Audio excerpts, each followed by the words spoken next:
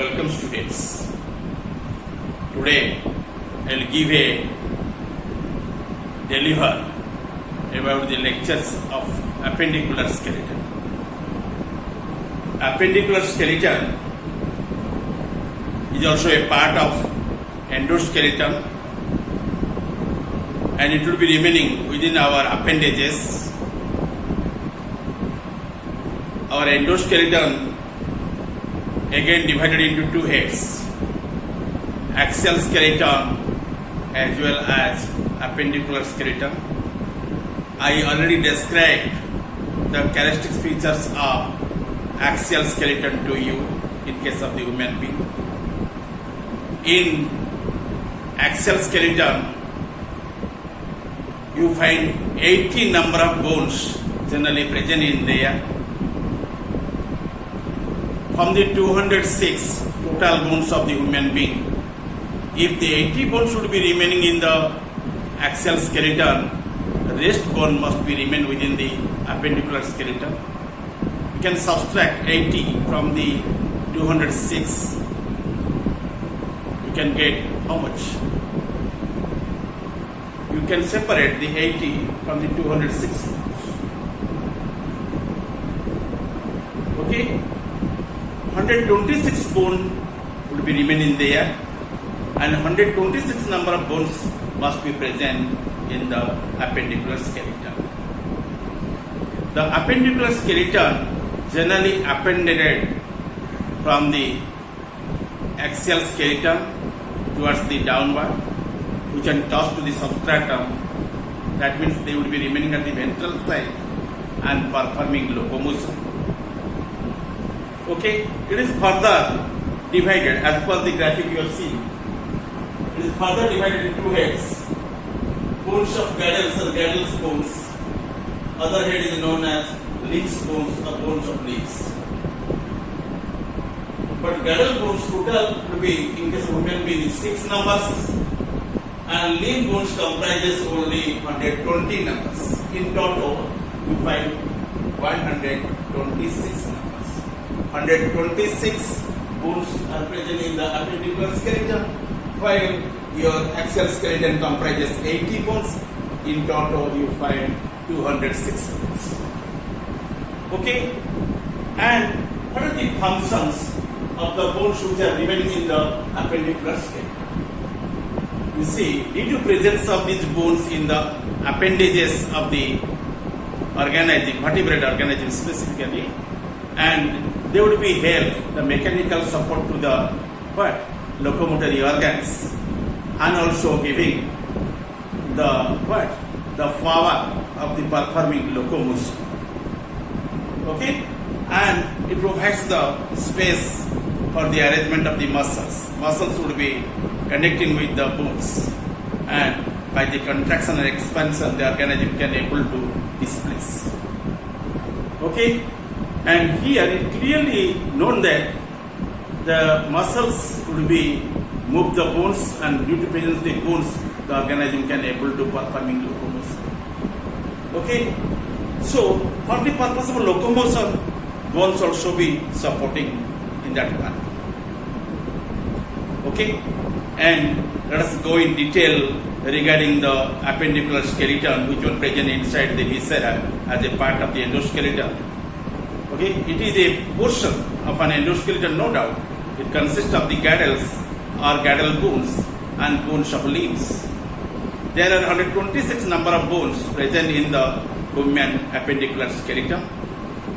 The Gaddel's bones provide a connection between the axial skeleton and the leaves. Each Gaddel is formed of the two halves. Okay, and if you reveal any Gaddel must be remaining in the form of U shape. Gaddels usually remaining in the U shape or the erect manner or inverted U shape. Okay, are also remaining as a C shape. And these are the gads, and the gads must be remain in the appendicular skeleton, which are generally gads to the internal organs, no doubt. Second, it helps to dangling the bones of the legs. Okay, and just like hanger-like structures, it will remain inside the viscera and also giving the mechanical support to the legs as well as also mechanical support to the axial bones. It is a connective bones in between your axial bones and leg bones. In between them, the girdle bones should be stand as a middleman. Okay, and the girdle bones provide a connective between the axial skeleton and legs. Each girdle is formed of two halves, and the girdles are differentiated as two numbers as per the position, such as the shoulder girdle and hip girdle. Okay, you know the graphic of the appendicular skeleton. Again, harken your brain. The appendicular skeleton generally studied in two heads. Bones of girdles are girdle bones, and bones of legs are leg bones. And again, girdle bones should be different as two heads, known as the pectoral girdle and pelvic girdle. And in pectoral girdle, you find 4 number of bones. In pelvic girdle, you find 2 number of bones in case of the human being. And leg bones also differentiated as the two heads, forelimb bones and hind limb bones. Forelimb bones totally you find 60 numbers. Okay, and while hind limb bones also comprising the 60 number. Okay, in total you find 120 number of bones, and these bones generally remain inside the viscera and also inside the muscles and giving the mechanical support to the organism. Okay, and this is the graphic of the appendicular skeleton. And today our topic is concentrated on the girdles of the appendicular skeleton. Okay.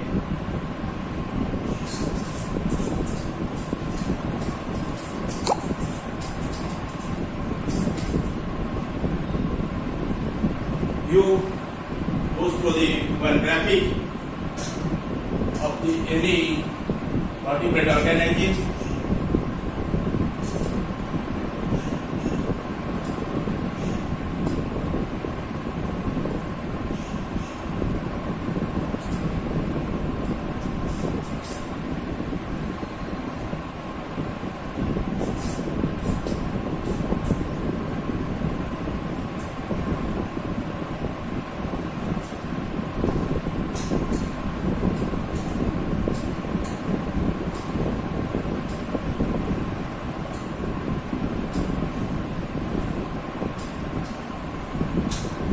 The trunk,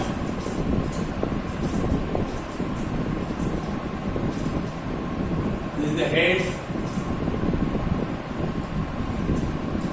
this portion is neck, and this is the tail.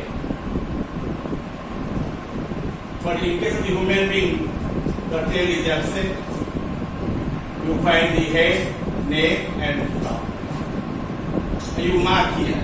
Trunk is the massive part in the body structure. It has two extremities, one remaining at the anterior side, other remaining at the posterior side. The anterior one also be called as the proximal one, and posterior one is also be known as the distal one. In the proximal are also anterior, you find one girdle is there, and this girdle is called as pectoral girdle, called as pectoral or shoulder girdle. It is called as pectoral girdle. Okay, likely another girdle is also be available. Another girdle is also be available at the distal part of the trunk, that is called as the pelvic girdle or hip girdle. This one is called as pelvic girdle or hip girdle. Okay, and these two girdles must be remain at the two ends of the trunk, and they are also working as a connectives or connection in between your axial skeleton with the limbs. Okay, you know the position.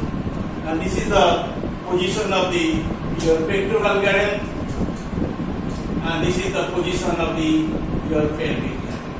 Pectoral girdle, otherwise called as shoulder, that is called as shoulder. Okay, SHOULDER, shoulder. In Oriya come shoulder girdle. Shoulder girdle, otherwise called as the pectoral girdle. Okay, pelvic girdle, otherwise called as the hip girdle, called as the hip girdle.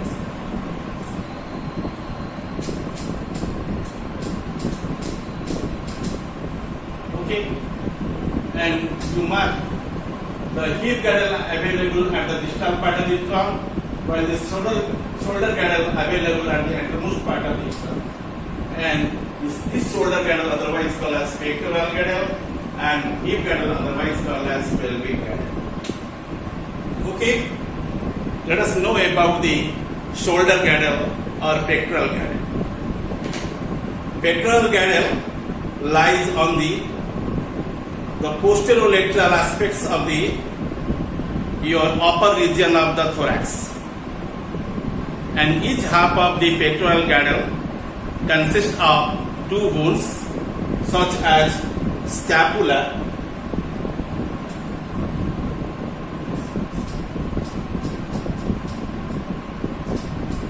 and clavicle.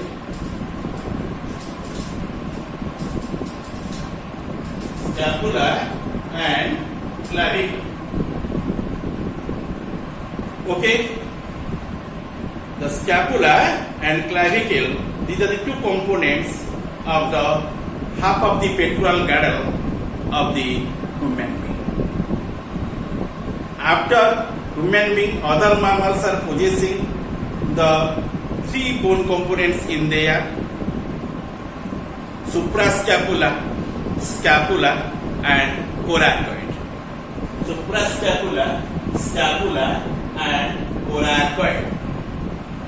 Okay, these three bones are well distinct in other mammalian cases, but in case of the apes or in case of the mammals like the human being, in their which are belonging under the order primates, in there you must find the two bone components of the pectoral girdle. They are named as scapula, and second one is called as the clavicle. Remember, the pectoral girdle lies on the posterolateral aspects of the upper region of the thorax, and each half of the pectoral girdle consists of two bones such as scapula and clavicle. I mentioned these two names on the blackboard surface. The scapula, also called the shoulder blade, that is called as shoulder blade, and is a large flat triangular bone situated at the dorsal part of the thorax between the second and seventh position of the ribs. Okay, and you find the rib bones in the thoracic regions, and these rib bones are totally 12 pairs. From the 12 pairs means you find 24 numbers. Among 24 numbers, first 7 ribs pairs are known as the true ribs. They are connecting with the sternum. Those are called as true ribs. Okay, but here from the second position to 7th position, how much ribs are there? 6 ribs. These 6 ribs generally cover the important parts of the your pectoral girdle, and it has the sharp rise, the spine and the triangular your body. The end of the spine projects as a flattened process called the acromia. The scapula has at its the lateral angle a shallow cavity. The glenoid cavity must be noticed in there, and that an articulation of the head of the humerus. The clavicle also present in there, and clavicle is also known as your collar bone, Okay, and these are the rod-like bones, carved like the letter F. Okay, letter F. And that is called scapular bone or clavicle. It articulates with the acromion of the scapula. You can articulate it with the what? Acromion of the scapula. Okay, and you mark here, students. If you refer to any pectoral girdle of any vertebrate animal, you must find three important features in there. Okay, first feature is you find two symmetrical halves. Okay, that means it consists of two symmetrical halves. In each half bears a semicircular cup-shaped cavity that is called as glenoid cavity. Glenoid cavity, GC. Glenoid cavity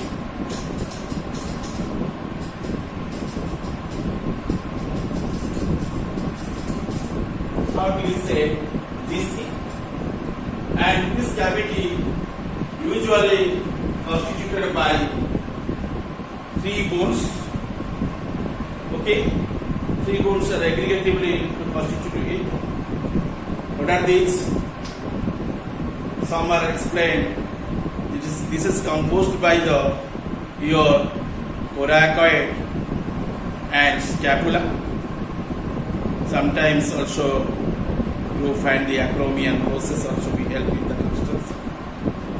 Actually, all the cases that is not right statement. Mainly the coracoid generally constitute that one, and scapula partially help to construct it. Mainly the coracoid generally form the glenoid cavity. It is a cup-shaped cavity which one faces the downwards and providing the ample of space for the contact of the head of the humerus, and that is called as glenoid cavity. After the presence of this feature, you also find other three bones, namely suprascapula, scapula, and coracoid. Okay, and acromion spine is one developing process, and spine-like process it would be arising from the scapula. That is the scapulary derivative. Okay. However, each half consists of suprascapula, scapula, coracoid bones. Again, listen. The main features of the pectoral girdle of any vertebrate organism. It consists of two symmetrical halves. Each half bears a semicircular cup-shaped cavity called as the glenoid cavity or GC. Okay, which always faces the downwards, and head of the humerus would be articulated on its facet. Third, each half of the pectoral girdle consists of three bone components named as suprascapula, scapula, and coracoid. Okay, but in case of the human being, you find one peculiarities. There is no differentiation in the suprascapula, scapula, and coracoid. Usually, the scapula is a triangular in shape, okay, and connects with the clavicle bones. Then, in each half you find one scapula. In the two halves you must find two number of scapulae. Likely, you find in each one collarbone or one clavicle. In both the halves you find two number of clavicles. Totally, you find 2 plus 2 is equal to 4 number of bones. Okay, in case of the human being. What are the names of these bones which are present within the each half of the pectoral girdle? In case of the human being, they are nothing. They are known as your scapula. And along with the scapula, you must find the clavicle. Okay, but in total, you find a pair of scapula and also a pair of clavicles. Okay, let us know about the functions of the pectoral girdle.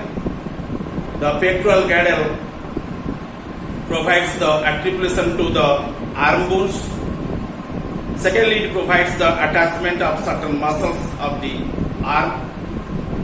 Okay, these are the main functions of the pectoral girdle for the vertebrate organisms. Okay, let us see the picture of the pectoral girdle in case of the human being in today.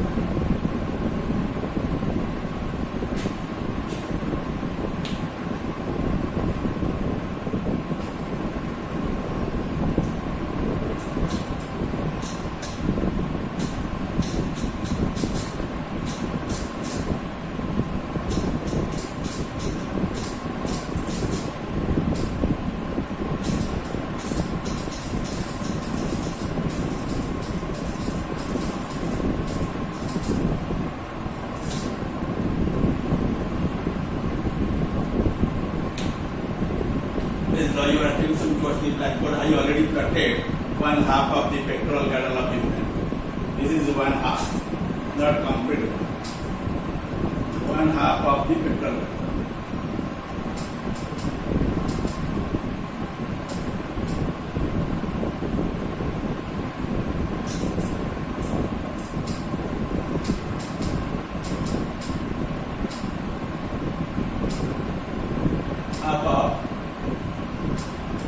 Half of pectoral girdle of the human.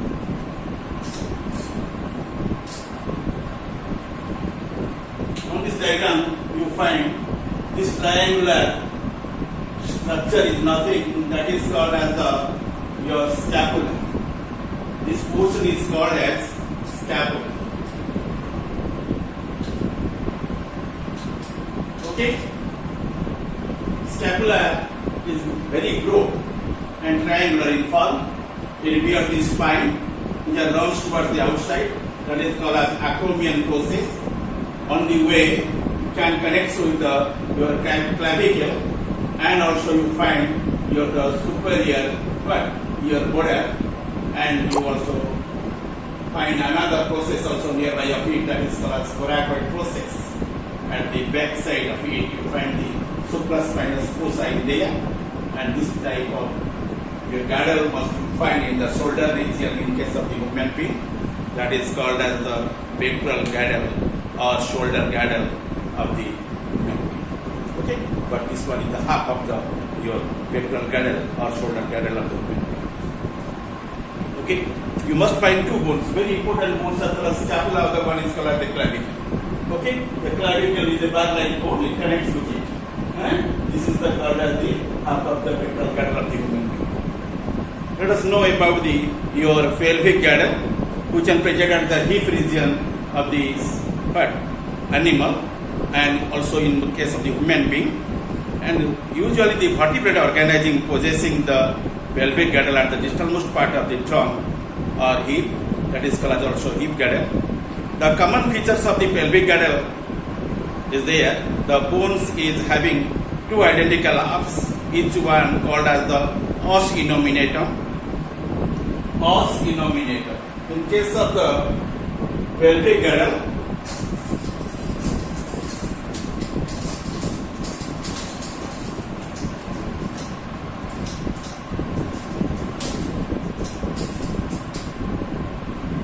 half of the pelvic girdle must be called as os innominatum.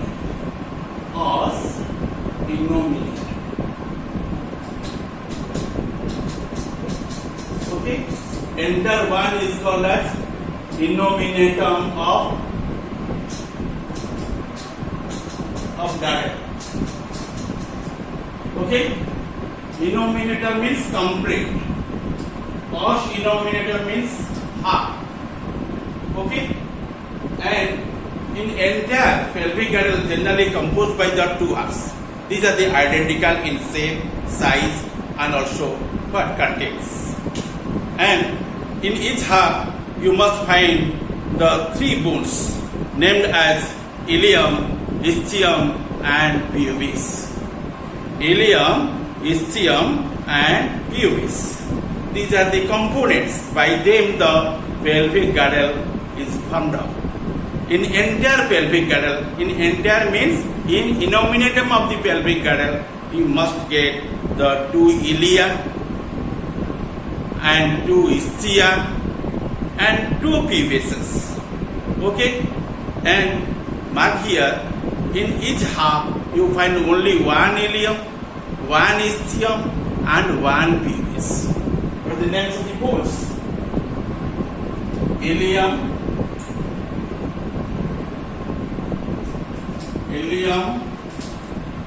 ischium, and pubis. In half, in entire, you find a pair of ilia, a pair of ischia, and a pair of pubises. Pubises. Okay. And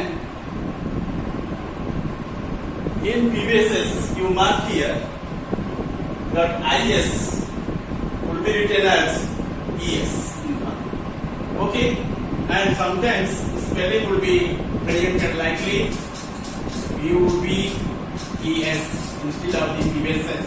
You can use PUBES, PUBE.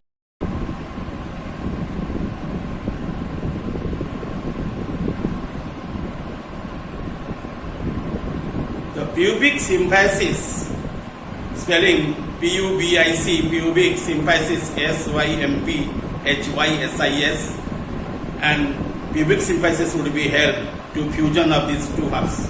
Okay, the two halves of the pelvic girdle meet centrally to form the pubic symphysis. The pubic symphysis is made up of the white fibrous cartilage, and the two coaxial bones unite and posteriorly with the sacrum to form the basin-shaped pelvis. And the female pelvis is larger in size, has a broader front and larger bottom opening than the male pelvis. And this is an adaptation for the childbirth. And such arrangements you find in the female organism or female human being, but male has the narrow pelvis, okay, and it is not broader than that of the female. However, and it is generally happen due to the adaptation for the childbirth in case of the female. What are the functions of the pelvic girdle? And generally it provides the articulation to the bones of the leg. It provides the surface for the attachment of the muscles of the leg. Thirdly, it contributes to the formation of your bowel and for the support and protection of the abdominal visceral organs. In these manners, the pelvic girdles generally protects us and also function for our body. Okay, and these are your functions of the pelvic girdles, and I already depicted the characteristic features of your pelvic girdle of the human being. And main bone is there, is called as coaxial bone. It is generally formed by the ilium, ischium and pubis. Okay, let us see the diagram of your pelvic girdle of the human being.